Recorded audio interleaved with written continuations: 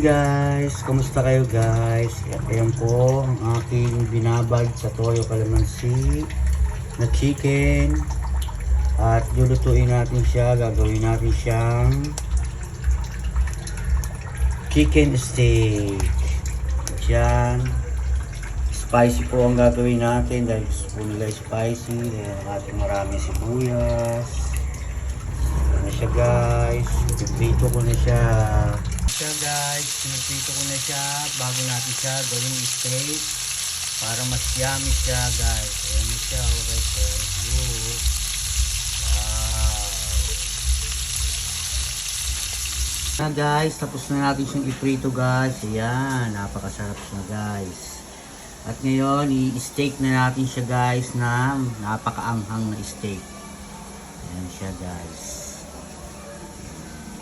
Guys, piniprito na natin at ginigisa na natin. Inuna ko na yung sili. Ayan. Ayan siya guys, ginigisa ko na siya sa bawang, sibuyas at sili. Okay na siya guys. Wow, sarap. Lalagyan na natin ngayon yung pinagbabaga natin ng chicken. Yan ang magiging pinakasabaw natin guys.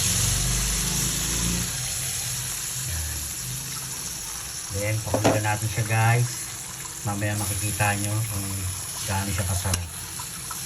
So guys, kumukulo na siya. Lalagyan natin siya ulit ng sibuyas. Ayan. Added onions on the mix. Ayan. Piliin natin siya ng kalamansi. Ayan. Yung tira natin kalamansi guys, ilagay ko na.